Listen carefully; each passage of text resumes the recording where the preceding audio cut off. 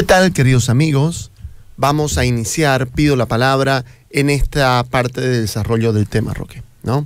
Y vamos a hablar sobre cómo ayudar a los hijos a que tomen sus propias decisiones. Ese es nuestro tema de hoy. Sí, el preámbulo es hijos que van creciendo, hijos que cada vez pueden más cosas. Yo antes le hacía la comida, yo antes le decidía la ropa que se ponía, decidía muchas cosas, incluso los lugares a los que frecuentaba, pero de a poco van creciendo y cada vez como padre siento que tengo menos poder sobre esas decisiones.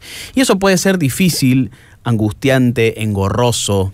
Sobre todo si no hubo una práctica previa, ¿no? Sí, claro. Porque vos sabés que los niños también pueden tomar sus propias decisiones, ¿no? Claro. No son decisiones trascendentales, yo creo que eso es lo que cambia, ¿no? Cambia que los adolescentes y jóvenes empiezan a tomar decisiones más trascendentales sobre sus vidas, que no tiene que ver con, ok, ¿querés comer yogur con guineo o con manzana? ¿No? Claro. ¿Querés jugar con este juguete o con este otro? Claro.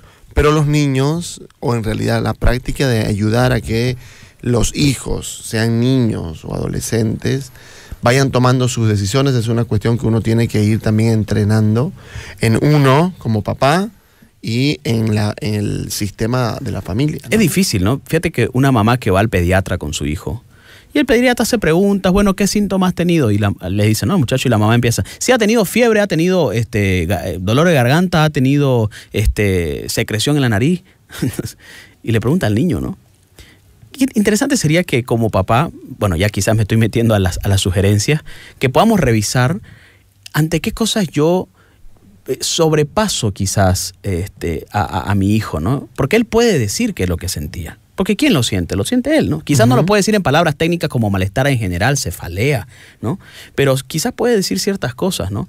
Su nombre, su edad, qué le gusta hacer, o lo que sea que le pueda preguntar el médico, el terapeuta, lo que fuera. Entonces es interesante cuando uno se pueda mirar a sí mismo como papá y decir, ok, ¿de qué cosas mi hijo ya es capaz y yo todavía creo que no lo es? Sí, yo creo que sí. Yo creo que hay muchos papás a los que les cuesta mucho hacer la transición entre niñez y adolescencia o adolescencia y adultez. Les cuesta mucho, ¿no? Porque para muchos papás el sentido de sus vidas ha sido sus hijos y las decisiones que sus hijos tomen y el sentirse útiles en la medida que soy útil para mi hijo, para mi hija, ¿no? Si alguna vez lo he escuchado de vos y de otra persona, también un poeta, que decía que el más grande de sus miedos nació cuando nació su primer hijo. Claro. Que es cuando el momento en el que al mismo tiempo está el amor irrefrenable de la persona que está naciendo y al mismo tiempo nació el miedo a poderlo perder o a que resulte dañado. Claro. Entonces, evidentemente que no es un tema sencillo para muchos papás, pero me gustaría que podamos comenzar a preguntarnos ¿cuáles pensás vos que son las decisiones a las que a los papás les cuesta más dejar decidir? Es decir, en las que quieren intervenir más, sobre todo cuando los hijos van creciendo, ¿no? Uh-huh. Los amigos que frecuenta.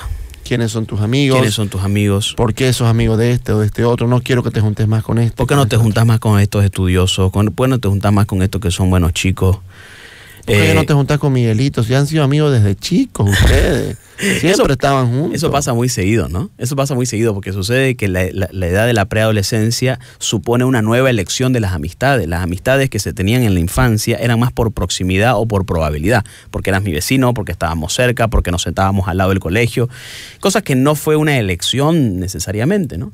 Pero en la edad de la preadolescencia, por ahí 12, 13 años, ya empieza uno a decir, ya no quiero estar con esta persona, quiero estar más con esta otra, me llama la atención, ya dejó de llamarme la atención esta otra. Y claro, uno necesita como renovar sus propios criterios de quién quiero ser mi amigo, ¿no? Esa es una de las decisiones que más cuesta. Otra de las decisiones que más cuesta es la pareja, de quién mi hijo quiere o mi hija quiere ser pareja. Otras cosas son... ¿Y cuándo es la edad para tener pareja, no? Correcto. Es toda una conversación, ¿no? Pero estamos picando un poquito de cuáles son las decisiones que a los papás probablemente nos cuesta más o nos genera más incertidumbre, miedo o temor. La carrera que vaya a estudiar, el estilo de vida que decida llevar, un estilo de vida más deportivo, es un estilo de vida más tranquilo, más social, es un estilo de vida más movido, más dinámico, o probablemente más quieto, más pasivo. Las preferencias, los intereses, le gusta leer. Eso con el estilo de vida y yo creo que es de una manera que también ya vamos a empalmar después con el tema. Sí. Pero no sé por qué se me vino a la cabeza estos papás que le inyectan mucho miedo, por ejemplo, ¿no? ¿Dónde vas a estar? ¿Con quién? Vos sabés que te pueden hacer esto, tenés que avisarme. Llega 2 minutos tarde, lo están llamando. ¿Dónde está? ¿Dónde está? Yo tenía que haber llegado hace 2 minutos. ¿Y dónde está? Y hay esto continuo. Y entonces el hijo o la hija empieza a ser más retraído. Y después ya lo tratan y le dicen, ¿por qué no salí? Tenés que salir más, parás encerrado en tu cuarto, parás mirando tele con tu celular todo el día, ¿no? O sea, de alguna manera es un poco contradictorio, ¿no? Son 2 mensajes diferentes, ¿no?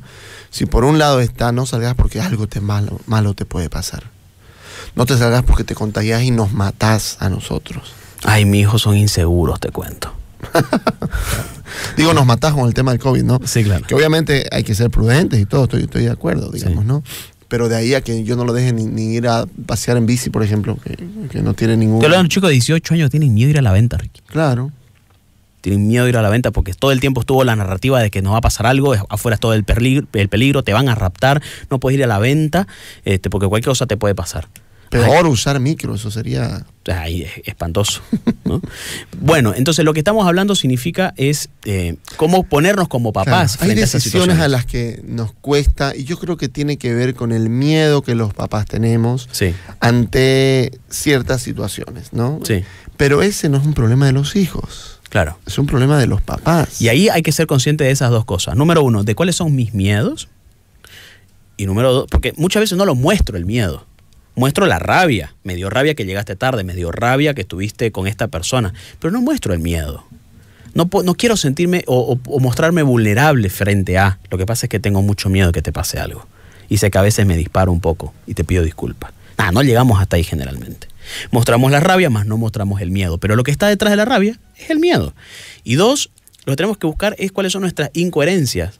Las cosas en las que somos contradictorios, ¿no? Como el ejemplo que vos mencionabas, ¿no? Por una parte, cuando sale empiezo a controlar absolutamente todo y cuando no sale empiezo a decir que salga, ¿no? Entonces como que esas contradicciones que muchas veces los hijos las cuestionan, sobre todo los adolescentes.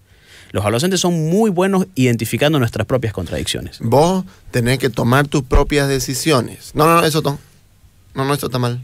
No, eso no sirve. No, o sea, tenés que tomar tus propias decisiones en tanto sean las que yo quiero. ¿Qué querés comer? ¿Hamburguesa? No, ya comimos hamburguesa. ¿Pollo? No, pollo todo el tiempo. No, otra cosa.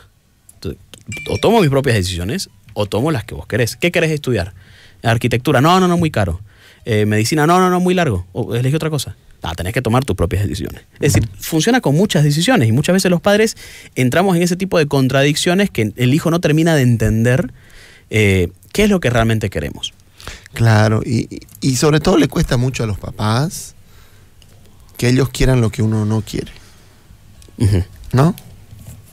Les cuesta mucho que ellos decidan lo que a uno le parece que no debió ser, pudo ser otra cosa, ¿no? Sobre todo con el hijo mayor, ¿no? Vos sabés que al hijo mayor se lo piensa más. No es que se lo espera más, también se lo espera más, pero se lo piensa más en el sentido de que es como al que se le deposita más expectativas.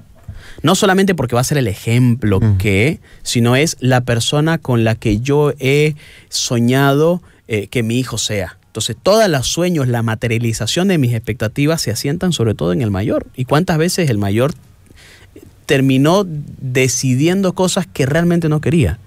Y que a la larga le supo muy difícil salirse de ese tipo de escenarios, ¿no? Correcto. Entonces, el primer punto es que cada papá tiene que pensar qué decisiones son las que más me cuestan permitirle que él decida. Y ser consciente conmigo mismo, tener una lectura personal de eso. ¿Y cuáles son mis miedos? ¿Y por qué me cuesta? Claro. Vos sabés que el miedo dice mucho de quién es uno, ¿no? Tengo miedo al fracaso porque viví esta cuestión en mi familia, o porque esto me dolió cercanamente a una pareja que tuve, o porque fue una experiencia mía que no me gustaría que se pueda repetir. O sea, el miedo dice más de mí mismo que de mi hijo. Claro, tiene que ver conmigo, ¿no? Bueno, un segundo punto que es importante ya para ayudar a los hijos a tomar sus propias decisiones es hacer preguntas. Meternos en el arte de hacer preguntas que tienen que ver con cuestionar en el diálogo, ¿no? Cuestionar en el diálogo para qué quiere tal o cual cosa, para qué quiere tal o cual libertad, para qué quiere más tiempo, para qué quiere alcanzar. Y aquí es tan importante el qué como el cómo, ¿no? Uh-huh. Pues hay papás que cuestionan todo el tiempo, pero no lo cuestionan en un afán curioso, respetuoso y con una actitud apropiada, ¿no? Además cuestionan desde el por qué. Claro. ¿Por qué sos así conmigo? Y con tus amigos feliz. ¿Por qué conmigo no hablas nada y con tus amigos yo veo que vos todo el tiempo estás hablando? ¿Por qué? Claro. ¿Por qué querés salir tanto todo el día? ¿Qué te pasa aquí en la casa? No te sentís bien con nosotros. ¿Por qué no querés? Esa actitud no hay diálogo. No, porque una vez más estamos entrando en el por qué. Y el tema del por qué muchas veces, incluso a veces uno ni lo sabe explicar. Hablo de los adultos, ¿no? Peor los jóvenes, ¿no? Hay que diferenciar cuando un cuestionamiento tiene lugar, tiene aceptación, y cuando un cuestionamiento se siente como una amenaza. Cuando el cuestionamiento se lo siente como una amenaza, como por ejemplo cuando vas por el por qué, o cuando usas adjetivos calificativos, ¿por qué sos malo conmigo? Entonces, ahí yo estoy cuestionando, pero no tanto. Estoy atacando.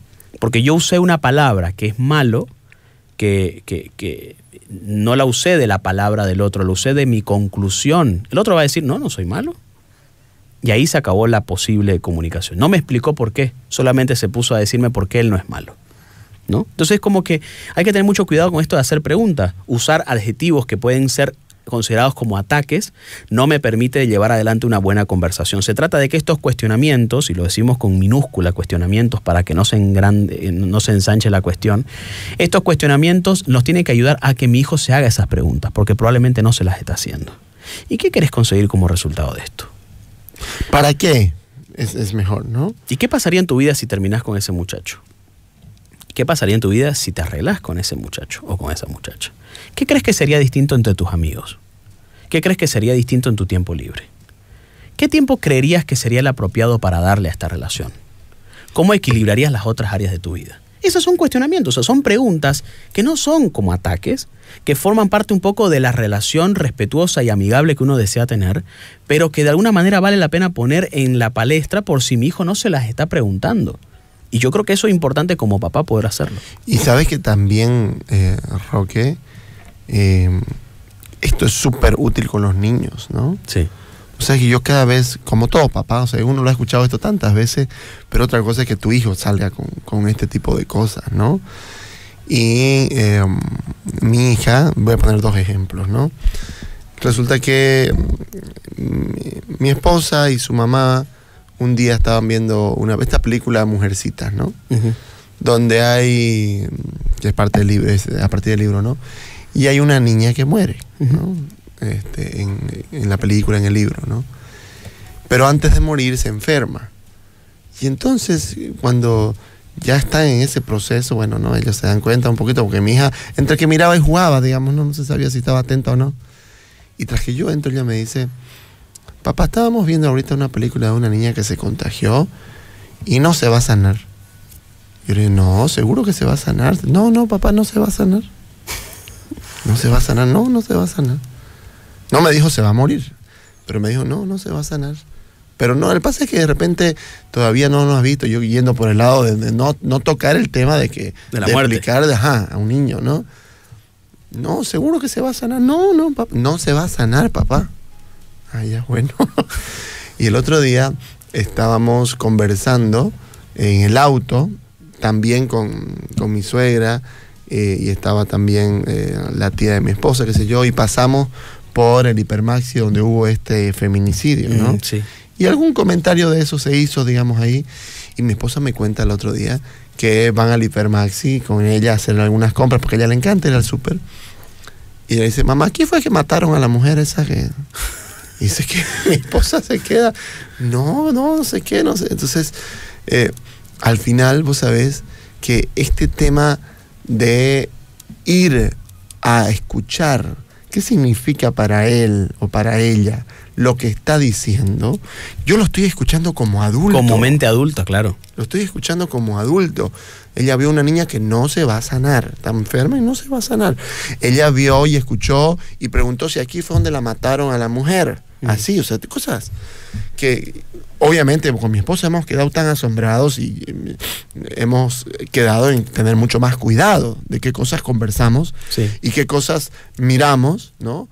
Porque está claro que ella puede estar haciendo un montón de cosas y al mismo tiempo está escuchando. Procesando información. Claro, ¿no? Pero en lugar de evitar este tipo de cosas, que es lo que muchos papás hacen, sentarse a conversar. Entonces, bueno, cuando ya ella me contó, bueno, no, yo el otro día intenté más o menos preguntarle, no sé qué, y bueno, no, claro, ella lo toma en realidad mucho más a la ligera de lo que yo lo escucho. Claro. Pero poder sentarse, conversar, permitir y preguntar qué es lo que está pasándote, por qué estás diciendo esto, por qué estás sintiéndote así, o no tanto digamos el por qué, sino qué es lo que estás sintiendo, o sea, entender. Las preguntas son para entender, Roque. Sí. Ese es el punto exacto, porque entonces, si no, yo voy a pensar que mi hija está alucinando con la muerte y con cosas y me voy a preocupar. Ok, pero si yo le pregunto y me doy cuenta que en realidad ella lo que está haciendo un poquito es repetir lo que escuchó, que fueron quizás cosas que le impresionaron un poco. Por ahí le llegó el chisme a una mamá de que está saliendo con el peor alumno del curso. Y entonces yo ni siquiera pregunto, le digo, ¿y por qué pues estás saliendo con ese vago? Ya automáticamente estás atacando. ¿Y qué es lo que va a hacer la hija? Defender al que vos estás diciendo. Claro, vago. No es vago. No es vago. ¿Y quién te dijo eso? Pasa que sus padres no lo escuchan, pasa que eres incomprendido. Claro, entonces yo entro mal. Muchas veces el problema no pasa después, pasa al principio. Y cuando desde el principio yo ya termino dando una actitud negativa, de ataque, de incomprensión y de poca escucha, va a ser pues muy difícil que mi hija me diga, oye, tengo problemas, te cuento con Roberto. No me va a decir. ¿Por qué? Porque sabe que yo a Roberto pues lo odio. Y ni bien me diga que tiene un problema, yo voy a hablar mal de él. Y mi hija no quiere eso, quiere sentirse apoyada por mí. Pero en el momento en que yo hablo mal de esa persona, ya automáticamente deja de tenerme a mí como entre las primeras personas a las cuales ella buscaría ayuda. Claro, por eso es muy importante intentar realmente escuchar con los oídos que buscan entender. Claro. Y no juzgar, y no criticar, y no atacar. Yo tengo que entender por qué a ella le gusta este muchacho medio rebelde, medio, ¿no? ¿Por qué? ¿Por qué le gusta? Quiero entender, ¿no? Y como decía vos, ¿no? ¿Y te ves en un futuro con esta persona? ¿Qué es lo que más te gusta de él? ¿No? Las preguntas son claves, ¿no? ¿Qué buscas cuando buscas en él? ¿Qué encontrás cuando lo encontrás? Es decir, son como cosas bien más profundas. Buscan entender, como bien decís, y también busca que mi hijo se haga esas preguntas. Quizás no va a tener esa respuesta en ese momento, pero yo el hecho de colocar esa pregunta en la palestra ya hace que mi hijo vaya dándole más fundamento a su decisión, a esa que está tomando. Y junto con esto viene el tema, que es el tercer punto, que es la cuestión de reflejar. Tiene que ver también con las preguntas, ¿no? El reflejar tiene que ver con las preguntas, porque una vez que ya mi hijo me vaya desglosando mejor sus argumentos, lo que pasó, lo que decidió, lo que está pensando hacer. Hay hijos, por ejemplo, que están pensando tomar una decisión en términos de quieren hacer un negocio. Hay varios chicos de secundaria que están empezando a hacer ciertos negocios. En pandemia se ha visto mucho de eso, ¿no? Chicas que hacen postres, chicos que hacen limpieza de no sé dónde, terminan generando ciertas cosas, ¿no? Entonces, ahí yo como papá, quizás ahí me vea amenazado. Porque lo primero que me va a surgir como papá quizás es, no, este chico va a empezar a agarrar plata y no va a querer estudiar. Claro. Nada, usted no me va a trabajar en eso, usted me estudia porque usted tiene que estudiar. Y quién sabe, probablemente ahí estaba naciendo un emprendedor. No que va a dejar de estudiar, pero que probablemente le va a dar más sentido al estudio. ¿Se entiende? Entonces, cuando uno empieza a ampliar esos criterios y esas miradas y empieza a entender sobre todo el trasfondo de la cuestión, el reflejar es una técnica que ayuda a poder decirle a mi hijo, te entiendo, sin decirle te entiendo. Si mi hijo viene y me cuenta que tiene una idea, que tiene una aspiración, que ha estado pensando en esto, ¿cuántos papás han escuchado de su hijo decir que quieren ser youtubers, por ejemplo? ¿No? Y entonces, nada de youtuber, nada de esa cosa, no sé qué cuánto. Entonces, claro, me genera incomprensión y se hace más difícil acompañarlos en esas decisiones porque ya no me las va a compartir. En ese sentido, cuando ya me las empieza a contar, probablemente una actitud buena de reflejar tiene que ver con intentar parafrasear lo que me acabó de decir, con las palabras que me lo acabó de decir, intentando recoger las emociones que me dijo. Algo así como que, entiendo, Jorge, que me decís que admirás mucho a este generador de contenido, a este creador de contenido que vos ves en YouTube, y que te sentís admirado y fascinado por él, por lo que ha logrado con pocas cosas. Veo lo mucho que te impacta la cantidad de personas a las que él llega y lo aparentemente fácil que le resulta y apasionante de lo que le resulta hacer lo que le gusta hacer. Veo lo mucho y lo mucho que te importa esta persona, veo lo importante que es para vos estudiar esta carrera. He notado que te emociona el hecho de poder hacer esto y esto otro. Y entonces, cuando yo le devuelvo esa imagen a mi hijo le da la sensación que yo lo estoy entendiendo. Y cuando eso se logra, recién puedo decir, pero me he puesto a pensar también en esto otro. Pero también, ¿sabes qué? Me pongo a pensar de cuántas personas, creadores de contenido que quieren ser youtubers, también intentan serlo, pero no lo logran. ¿Cuántas personas intentan y lo dejan? Quizás no deberían tener un solo objetivo, una sola idea sobre esto. Probablemente se tengan que mover entre otras cosas para que esto le pueda resultar. Entonces, cuando mi hijo se siente entendido, se siente aceptado, se siente escuchado, recién puede tener oídos para mí. Además que me gusta la palabra reflejar, porque viste vos que si alguien te dice, hoy está medio despeinado, no sé qué, y uno se peina, pero no sabe cómo quedó. ¿Estás bien? Sí, te dicen. Pero uno queda con la sensación de, bueno, yo no me estoy viendo a mí mismo, pues, ¿no? Claro. Tengo que buscar un espejo, y en el espejo ya me fui, sí, mira, me puedo peinar más, o igual, digamos, ¿no? El tema de algo que tengo en la cara, qué sé yo, una mano, lo que sea, ¿no? Solamente lo voy a empezar a entender mejor cuando puedo verme en un espejo. Y este tema del reflejar se parece mucho al espejo, porque entonces yo empiezo a escuchar en boca de otro lo que yo estoy diciendo y no se siente igual. Claro. Y se entiende mejor, me entiendo mejor a mí mismo cuando el otro me dice, ok, entonces lo que me estás diciendo es que no quieres estudiar. O sea, porque a veces uno dice cosas, yo siempre le digo a las parejas, por ejemplo, Roque, ¿por qué tenemos la mala maña de pensar que solo lo más importante y lo que yo realmente siento lo digo solamente cuando estoy enojado? ¿Por qué? O sea, no, lo que pasa es que él me dijo que no me quería. ¿Y cuándo te lo dijo? Antes que yo le lance pues una taza en la cabeza, lo logré. Pero, y de ahí me dijo, no te quiero. Entonces yo me quedé pensando, realmente él no me quiere, ¿no? O sea, pero como yo voy a darle crédito absoluto a un momento de rabia, de ira. Es una cosa absurda, ¿no? Entonces, yo necesito que el otro entienda que, cuando estoy molesto puedo decirte cosas. Y quizás en esos momentos es súper importante este tema de reflejar, porque yo estoy diciendo cosas. No te quiero. Okay. Sos la peor mamá del mundo. ¿A cuántos les han dicho eso? Claro. Adolescente. Entonces, ¿en serio pensás que soy la peor mamá del mundo? Y ahí muchas veces nos dejamos llevar, ¿no? Claro, es que los chicos saben dónde atacar también. Claro. No puedo creer, después de tantas cosas que yo he hecho por vos, no puedo creer lo malagradecido que seas conmigo y que me estés diciendo que soy la peor mamá del mundo. Andate entonces, andate, buscate a otra. O andá a buscar, si son separados, andate donde tu padre. Claro. No, yo te he pagado esto, tu padre nunca aparece. Tu padre solamente aparece cuando hay que dar la pensión y además no pone nada de plata, yo soy quien paga el seguro. Nos ponemos al mismo nivel. Cuando en realidad lo que debíamos hacer es eso que vos estás diciendo. Y cuando decís que soy la peor mamá del mundo, ¿a qué te referís? ¿Qué me hace la peor mamá del mundo?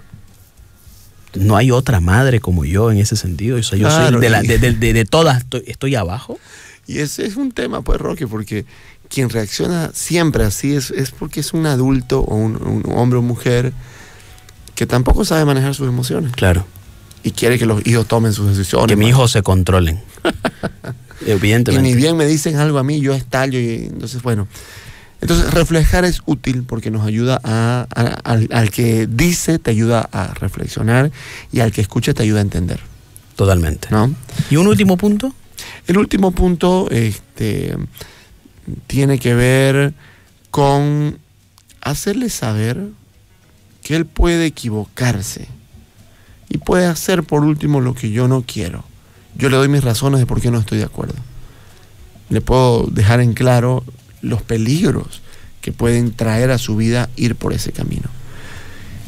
Pero tengo que dejarle en claro que si él decide ir por el camino... Yo mamá. Yo papá, yo mamá. Sí. Porque todo el resto de la vida, el resto del mundo puede no hacer esto que estaba a punto de decir. Sí, por eso. Entonces, yo le tengo que dejar en claro que él o ella pueden ir por el camino que yo no quiero. Yo le explico muchas cosas, pero le tengo que dejar en claro. Si vos vas por el camino que no me parece correcto, que quizás te va a traer dolor o sufrimiento, tenés que saber algo. Número 1, eso no implica que te voy a dejar de amar. Y número 2, si es que no te va bien, yo estoy para acompañarte. Y esa es la realidad, Ricky.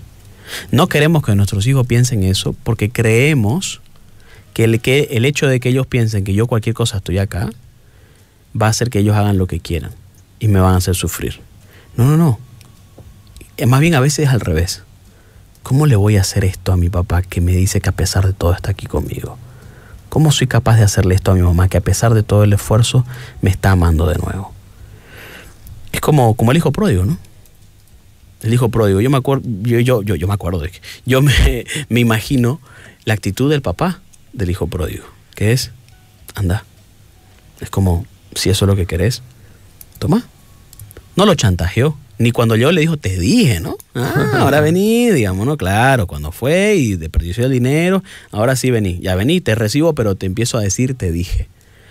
No, y te pongo un montón de condiciones. La actitud fue otra, claro, y te pongo un montón de condiciones. A partir de ahora las cosas ya no van a ser así. Nunca más vas a hacer esto, nunca.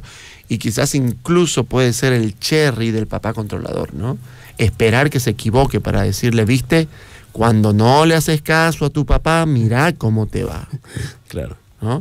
Y entonces ahí ya lo manipulo por completo, ¿no? Y yo tengo que más bien saber que cuando nuestros hijos se equivocan, cuando mis hijos se equivocan, es un momento precioso para poder más bien reflexionar. ¿Qué te pasó? ¿Por qué pensás que no te fue bien? ¿En qué pensás que fallaste? ¿No? Ok, porque quizás... Porque las recaídas son, en ese sentido, son muy buenas, ¿no? Para ver claro, qué pasó detrás de la recaída. Quizás, al final, lo que él estaba yendo a alcanzar era bueno. Sí, claro. Pero no supo cómo, ¿no? El proceso fue el que no funcionó, ¿verdad?